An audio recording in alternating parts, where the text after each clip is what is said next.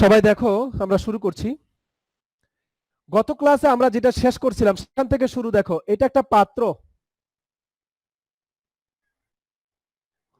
এই পাত্রটা ধরে নাও অ্যালুমিনিয়ামের তৈরি, বা ধরে নিলাম সিলভারের তৈরি, সিলভারের তৈরি, রূপার তৈরি। আর তার মধ্যে আছে তোমার কপার সালফেট লবণ। এই পাত্রের মধ্যে কপার সালফেটের দ্রবণ আছে। এটা একটা চিত্র, উদ্দীপকে আছে। আর এখানে লেখা আছে সিলভার থেকে সিলভার আয়ন, কপার থেকে কপার আয়ন। এটা দেওয়া আছে 0.80 ভোল্ট, এটা দেওয়া আছে 0.34 ভোল্ট। দুটোটাই -1। দেখো, জারণ বিভব দেওয়া আছে দুটোটার।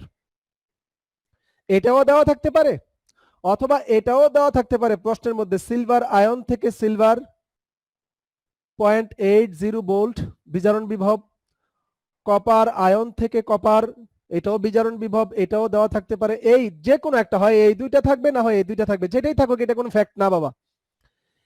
আচ্ছা, এখন খেয়াল করো, আরো একটি তথ্য দেওয়া আছে এখানে। মনে করো আরো একটি চিত্র আছে। এই পাত্রটা হলো বাবা লোহার তৈরি, আর তার মধ্যে রাখা আছে কপার সালফেট। মানে কপার সালফেট মানে সেখানে কপার আয়ন আছে, কপার 2 সালফেট, যাই যেটাই লেখো। উদ্দীপকে এটা হচ্ছে 1 নং পাত্র, এটা হচ্ছে 2 নং পাত্র। এখন আর এই তথ্যগুলো দেওয়া আছে এখানে, দেওয়া আছে আয়রন থেকে আয়রন 2+ বা 3+, এটার দেওয়া আছে 0.46 ভোল্ট। এই মানগুলো দেওয়া আছে। অথবা এটা দেওয়া থাকতে পারে আয়রন 2+ থেকে আয়রন, বিজারণ বিভব দেওয়া থাকুক আর জারণ বিভব দেওয়া থাকুক, একটা দেওয়া থাকবে, কোনো টেনশন নাই। কেমন? আচ্ছা, এই মানগুলো দেওয়া আছে, হয় এই তিনটা না হয় এই তিনটা, আর এই দুইটা চিত্র। প্রশ্ন হলো প্রয়োগ উচ্চতর দক্ষতা। এই প্রশ্নটা করে প্রায়। প্রশ্নটা হলো উদ্দীপক ধরে নাও এটা, এই চিত্র দুইটা, আর হচ্ছে মানগুলো দেওয়া থাকবে প্রশ্নে। প্রশ্নের উত্তরটা, আরে উচ্চতর দক্ষতায় প্রশ্নটা হলো ঘতে উদ্দীপকের লিখে নাই একটু প্রশ্নটা আমরা, বা স্ক্রিনশট না দিয়ে প্রশ্ন খাতাটা লিখি। স্ক্রিনশটের থেকে লেখা ভালো। উদ্দীপকের কোন পাত্রে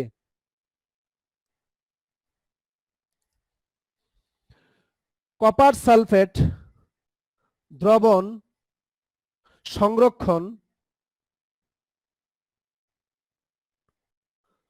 সঠিক বা যৌক্তিক হয়েছে? সঠিক বা যৌক্তিক হয়েছে? যৌক্তিক হয়েছে। বিশ্লেষণ করো, গাণিতিক বিশ্লেষণ করো।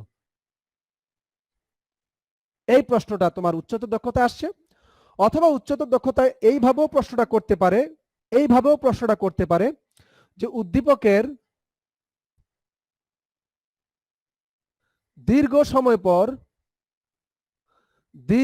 সময় পর বা কয়েকদিন পর উদ্দীপকের কোন পাত্র ক্ষয়প্রাপ্ত হবে?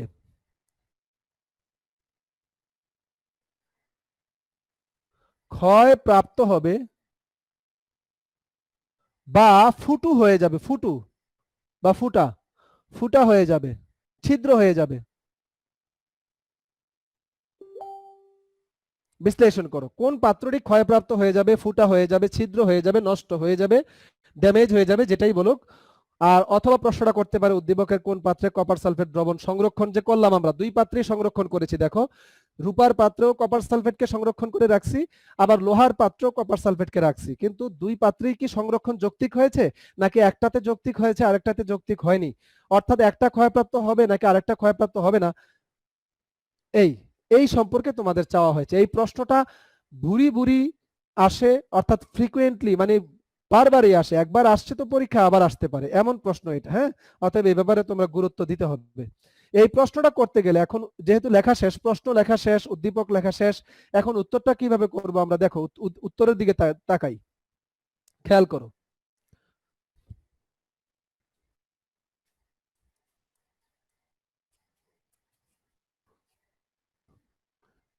সবাই দেখো, এই ধরনের প্রশ্নের ক্ষেত্রে কোন পাত্রে রাখা যৌক্তিক হবে কি হবে না, বা মনে করো প্রশ্ন করতে পারে জিঙ্ক সালফেট লবণকে দস্তার পাত্রে, লোহার পাত্রে রাখা যৌক্তিক হবে কিনা, বা কপার সালফেট লবণকে দস্তার তৈরি পাত্রে অর্থাৎ জিঙ্কের তৈরি পাত্রে রাখা যাবে কিনা। এই ধরনের পাত্রে রাখা টাকা বিষয়ে এই ধরনের প্রশ্ন যখন হবে, সব সময় মনে রাখবা পাত্রটাকে অ্যানোড ধরবো। পাত্র, পাত্রটাকে অ্যানোড ধরবো, আর যে লবণকে রাখতে বলবে সেটা ক্যাথোড ধরবো। এক কথায় মনে রাখো, মাথায় ঢুকাও, যে পাত্রে রাখতে বলবে সেই পাত্রটা হবে অ্যানোড, অর্থাৎ তাকে লিখবো পরমাণু থেকে আয়ন। আর যে লবণটাকে সংরক্ষণ করতে বলবো তাকে আমরা ক্যাথোড বানাবো, অর্থাৎ তাকে আমরা লিখবো আয়ন থেকে পরমাণু। বাবা কথাটা একটু মনোযোগ দাও। এই ধরনের প্রশ্নে লোহার পাত্রে কপার সালফেট রাখা যাবে কিনা, দস্তার পাত্রে লোহার সালফেট রাখা যাবে কিনা, অ্যালুমিনিয়ামের পাত্রে জিঙ্ক সালফেট রাখা যাবে কিনা, এই ধরনের প্রশ্নে ক্ষয়প্রাপ্ত হবে কিনা, ফুটা হয়ে যাবে কিনা, এই ধরনের প্রশ্ন যখনই হবে তখনই আবারও বলছি, পাত্র যে ধাতুর তৈরি, যেমন এখানে পাত্রটা হচ্ছে লোহার তৈরি, তাহলে লোহাটা হবে অ্যানোড, তাহলে সেখানে আমরা পাত্রটাকে লিখবো পরমাণু থেকে আয়ন, তার মানে লোহা হলে লোহা পরমাণু অবলিক লোহার আয়ন। আচ্ছা, এটা একটা তড়িৎদ্বার। তড়িৎদ্বার অ্যানোড কখন বুঝবো, অ্যানোড কিভাবে বুঝবো, পরমাণু থেকে আয়ন, এটা হচ্ছে অ্যানোড। হ্যাঁ, মানে জারণ, জারণ পরমাণু থেকে আয়ন হওয়া, এটা হচ্ছে ইলেকট্রন ত্যাগ। পরমাণু থেকে আয়ন হওয়া, ইলেকট্রন ত্যাগ মানে হচ্ছে জারণ। আয়ন থেকে পরমাণু হওয়া এটাকে বলে বিজারণ। সবাই দেখো, একটু খেয়াল করো। তাহলে আমরা যদি 1 নং পাত্রের ক্ষেত্রে আমরা এইভাবে লিখবো, 1 নং পাত্রের ক্ষেত্রে,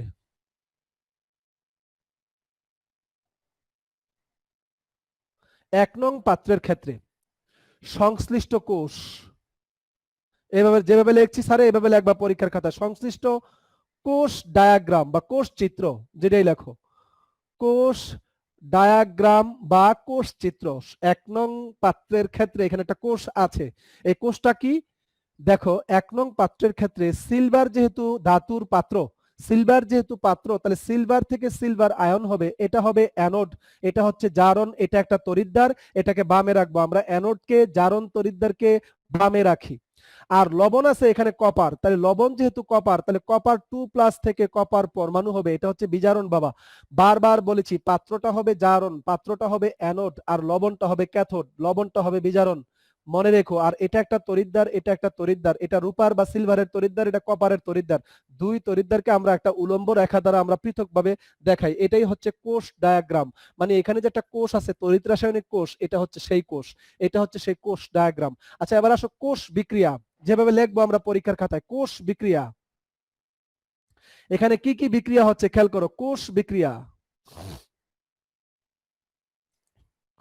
কোষ বিক্রিয়াটা লিখবো। দেখো এখানে কি হচ্ছে কও, সিলভার একটি ইলেকট্রন ত্যাগ করে সিলভার আয়ন হচ্ছে, এটা হচ্ছে অ্যানোড বিক্রিয়া। আর ক্যাথোডে কি হবে, ক্যাথোডে কপার 2+ আয়ন 2টি ইলেকট্রন গ্রহণ করে কপার 2 হচ্ছে, তাহলে ইলেকট্রন সমান করার জন্য এখানে 2 দিতে হবে, 2 দিতে হবে, 2 দিতে হবে, কারণ ইলেকট্রন ত্যাগ গ্রহণ সমানভাবে হবে। এবার তাহলে টোটাল সামগ্রিক বিক্রিয়া কি হবে বললো, সামগ্রিক বা টোটাল বিক্রিয়া, সামগ্রিক বিক্রিয়া, সামগ্রিক কি হচ্ছে, এই ইলেকট্রন ইলেকট্রন কাটা যাচ্ছে, তাহলে 2টা হচ্ছে সিলভার আর একটা হচ্ছে কপার 2+ আয়ন বিক্রিয়া করে কি হচ্ছে কও, 2টা হয়ে যাচ্ছে সিলভার আয়ন আর একটা হয়ে যাচ্ছে কপার পরমাণু, এটা হচ্ছে সামগ্রিক বিক্রিয়াটা। তাহলে একটা গেল কোষ ডায়াগ্রাম, কোষ বিক্রিয়া, অ্যানোড বিক্রিয়া, ক্যাথোড বিক্রিয়া, মোট বিক্রিয়া। এইভাবে দিলে আমরা পূর্ণ নাম্বার পাবো, মনে রেখিও। এইভাবে দিলে জ্ঞান থাকবে, অনুধাবন থাকবে, প্রয়োগ থাকবে। আর যদি সরাসরি ইএমএফ বের করে নাও তাহলে কিন্তু দয়া করে যদি 3 এ 3 দিয়ে দেয়, নাহলে কিন্তু দিবে না, মাথায় রাখিও কিন্তু। তাহলে আমরা 1 নং পাত্রের ক্ষেত্রে এটা পুরোটা লিখলাম, এটুকু লেখো বাবা, স্ক্রিনশট দাও আগে, এরপরে কথা বলছি।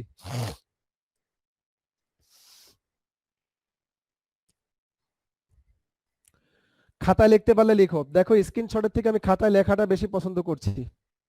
দ্রুত লিখবা, একটু খাতা দ্রুত লিখো। মাত্র 14 জন আমাদের সাথে আজকে ক্লাস করতেছে।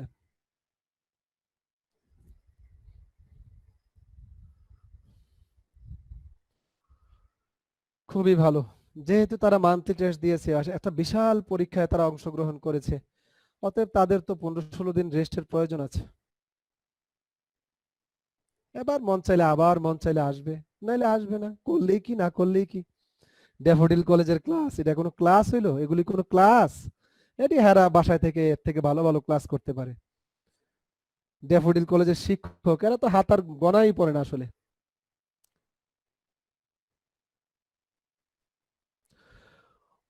স্যার বাড়ির নিচে ওইটা কি সামগ্রিক লিখছেন? সামগ্রিক, সামগ্রিক মানে টোটাল, বা তুমি মোট বিক্রিয়া লিখতে পারো, সামগ্রিক না লিখে মোট বিক্রিয়া লিখতে পারো। বাড়ির গরু কখনো গাঠার ঘাস খায় না, যে বাড়ির গরু কৃষকের ঘাটে ঘাটে মানে ঘাটে কিন্তু লাগে না, মুখেও দেয় না, অথচ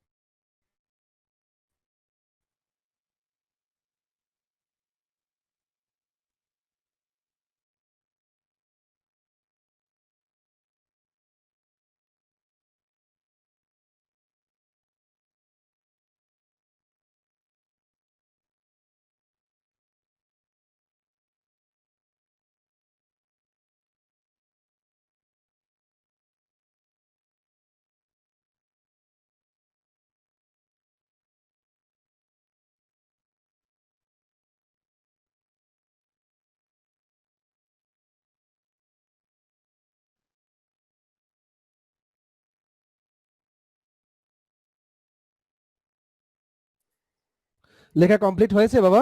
লেখা কমপ্লিট হয়েছে? এবার এইটুকু লেখার পর এরপরে লিখবা আমরা জানি, দেখো এরপরে লিখবা আমরা জানি, আমরা জানি। দেখো এখানে কিন্তু জারণও হয়েছে বিজারণও হয়েছে, এরিয়ার দেখানো দরকার নাই কার জারণ হয়েছে কার বিজারণ হয়েছে। আমরা জানি কি E naught cell equal to E naught anode oxidation plus E naught cathode reduction. এই যে সমীকরণটা আমরা জানি, তাহলে বলো এখানে অ্যানোড কে আমরা বুঝতেই পারতেছি, কিন্তু অ্যানোড কিন্তু আগেই লিখে দিছি, অ্যানোড কে ক্যাথোড কে আগেই কিন্তু লিখছি কোষ ডায়াগ্রাম। তাহলে এখানে আমরা লিখবো ই নট, এখানে জারণ হচ্ছে সিলভারের, সিলভার কি হচ্ছে সিলভার পরমাণু থেকে আয়ন হচ্ছে, আর ক্যাথোড কি হচ্ছে ক্যাথোডে কপার আয়ন থেকে কপার হচ্ছে, রিডাকশন হচ্ছে, পরমাণু আয়ন থেকে পরমাণু হওয়া মানে রিডাকশন, এটা হচ্ছে অ্যানোড এটা হচ্ছে ক্যাথোড। এটুকু বাবা আমাদের লিখতে হবে। আবার আসেন দেন দেখি আবার আরেকটা স্ক্রিনশট মারেন দেখি, এটা ক্লাস এই স্ক্রিনশটটা আপনারা প্রয়োজনে গ্রুপে দিয়ে দিবেন। এবার মানগুলো বসাবো, মানগুলো বসায় ইএমএফ এর মানটা বের করব। যদি ইএমএফ এর মান নেগেটিভ আসে তাহলে বুঝবো যৌক্তিক হয়েছে, মানে বিক্রিয়া হবে না। আর যদি ইএমএফ এর মান পজিটিভ আসে তাহলে বুঝবো ক্ষয়প্রাপ্ত হয়ে যাবে, বিক্রিয়া হয়ে যাবে, জারণ বিজারণ বিক্রিয়া স্বতঃস্ফূর্তভাবে ঘটবে। এই যে বিক্রিয়াটা স্বতঃস্ফূর্তভাবে ঘটবে যদি ইএমএফ এর মান পজিটিভ আসে। আর যদি ইএমএফ এর মান নেগেটিভ পাও তাহলে বুঝবা এই বিক্রিয়াটা আদৌ জীবনে কোনোদিন হবে না, কারণ সিলভার কোনোদিন ইলেকট্রন ত্যাগ করবে না, কপার সেখানে ইলেকট্রন সিলভারের সাথে কখনো কপার ইলেকট্রন গ্রহণ করবে না। অর্থাৎ এখানে যদি ইএমএফ এর মান নেগেটিভ আসে, ইএমএফ এর মান দিয়ে আমরা বিক্রিয়া স্বতঃস্ফূর্তভাবে ঘটবে কি ঘটবে না তা আমরা প্রেডিকশন করতে পারি। যদি কোনো কোষের ইএমএফ এর মান নেগেটিভ আসে তাহলে এই বিক্রিয়াটি জীবনও হবে না, এই বিক্রিয়াটি এমনি লিখছি, এটা এমনি কোনোদিন বিক্রিয়া এই বিক্রিয়া আদৌ হয় না। আর যদি ইএমএফ এর মান পজিটিভ আসে তাহলে এই বিক্রিয়া স্বতঃস্ফূর্তভাবে ঘটে, এই ইলেকট্রন ত্যাগ করে আয় গ্রহণ করে, এদের মাঝে বিক্রিয়া হবে। তো এখন খেয়াল করো মানটা আমরা এখন বের করব। ওই সমীকরণটা আবার লিখবো, ই নট সেল ইকুয়াল টু হচ্ছে ই অ্যানোড অক্সিডেশন, তার মানে বাবা এটার মান কত বলো, ই নট সিলভার থেকে সিলভার আয়ন তোমার দরকার, আর কি দরকার ই নট কপার আয়ন থেকে তোমার কপার দরকার। এবার তুমি মানের দিকে আসো, দেখো কি মান দেওয়া আছে, তোমার কোনটা দরকার এটা দেখো, এটা সিলভার থেকে সিলভার আয়ন তোমার দরকার, প্রশ্নে দেওয়াও আছে সিলভার থেকে সিলভার আয়ন, তার মানে মাইনাস মানটাই লিখবো, এই মানটা চেঞ্জ করার কোনো মানে হয় না, কারণ যেভাবে দেওয়া আছে সেভাবেই দরকার। তাহলে আমরা লিখবো -0.80 ভোল্ট, ভোল্ট না লেখলো চলে, প্লাস এবার দেখো দরকার তোমার হচ্ছে আয়ন থেকে কপার, কিন্তু এখানে দেওয়া আছে কপার পরমাণু থেকে আয়ন, তাহলে বুঝতেই পারতেছো এই মানটা যেটা দেওয়া আছে এই মানটাকে চেঞ্জ করতে হবে, তাহলে এটা মাইনাস মান দেওয়া আছে এটা প্লাস মান হয়ে যাবে 0.34 ভোল্ট। এবার তোমার দেখো এই দুটোটাকে যোগ করে কিন্তু নেগেটিভ মান পাচ্ছ, যাই হোক কিছু একটা মান তো বাবা নেগেটিভ মান, কারণ এটা বড় মান এটা ছোট মান, তাহলে নিশ্চয়ই ইএমএফ এর মান যেহেতু নেগেটিভ আসছে, এরপর শেষের কথাটা কি লিখবা ইভালুয়েশন 4 নাম্বারের জন্য, 4 নাম্বার পাওয়ার জন্য লাস্টে একটা কথা লিখতে হবে, যেহেতু এই কোষের জন্য 1 নং এর জন্য যে ডায়াগ্রাম যে কোষ তার ইএমএফ এর মান যেহেতু নেগেটিভ আসছে, অতএব এখানে স্বতঃস্ফূর্তভাবে কোনো বিক্রিয়া ঘটবে না, সিলভার স্বতঃস্ফূর্তভাবে সিলভার আয়ন হবে না, পাত্র ক্ষয়প্রাপ্ত হবেও না, তার মানে এখানে লবণটি রাখা যৌক্তিক হয়েছে। পাত্র ক্ষয়প্রাপ্ত না হলে লবণটি সংরক্ষণ যৌক্তিক, আর যদি ক্ষয়প্রাপ্ত হয়ে যায় তাহলে যে অযৌক্তিক, এটা সঠিক হয়নি, ক্ষয়প্রাপ্ত হয়ে যাবে। তুমি রাখছো কপার সালফেট লবণ, এটা ফেরাস সালফেট হয়ে যাবে, কপার সালফেট আর কপার সালফেট থাকবে না, কপার সালফেট বরং কপার হয়ে যাবে, আয়রন জ্বলিত দ্রবীভূত হয়ে ফেরাস আয়ন হয়ে যাবে। তাহলে এইভাবে তোমরা এখন দ্বিতীয় পাত্রটিতে লবণ সংরক্ষণ যৌক্তিক হয়েছে কিনা এটা হোমওয়ার্ক রয়ে গেল। অর্থাৎ এটাতে লোহার পাত্রে লোহা হবে অ্যানোড আর কপার হবে ক্যাথোড, তার এইভাবে আমরা বিক্রিয়ার যেভাবে দেখাইছি এইভাবে তৈরি করে আমাকে মানে তোমরা পারো যদি কেউ কেউ আমাকে গ্রুপে দেখাবো, আমি গ্রুপে দেখবো, আমি গ্রুপে দেখতে চাই, আমি গ্রুপে দেখতে চাই। এই যে আমার এই যে হোমওয়ার্কটা এই যে আমার হোমওয়ার্কটা, এই যে হোমওয়ার্ক দিলাম কি এই করে দিয়েছি। হ্যাঁ বলো। আপনার ইনবক্সে দিব না আমরা আসল গ্রুপে দিব? আমার ইনবক্সে, আমার ইনবক্সে, আমার মেসেজ ইনবক্সে দিবেন। জি স্যার। ঠিক আছে, হোমওয়ার্কটা কিন্তু করবেন বাবা। কার পাত্রে? কোন পাত্রে? লোহার পাত্রে। কাকে রাখতেছি? কপার সালফেটকে রাখতেছি। বুঝতে পেরেছো? এইটা সংরক্ষণ এটা কিন্তু যৌক্তিক হয়েছে, এটা কিন্তু সঠিক হয়েছে, কারণ এটা কিন্তু ক্ষয়প্রাপ্ত হবে না। কারণ কি এর জন্য কিন্তু ইএমএফ এর মান আমরা নেগেটিভ পেয়েছি। এখন এটা হলো কিনা জানি না, এটা যদি পজিটিভ পাও তাহলে সঠিক হয়নি, ক্ষয়প্রাপ্ত হয়ে যাবে। এটা করবা, এই হচ্ছে তোমাদের কাজ। আগামী ক্লাসে ইনশাআল্লাহ আরো অন্য বিষয় নিয়ে আলোচনা করব।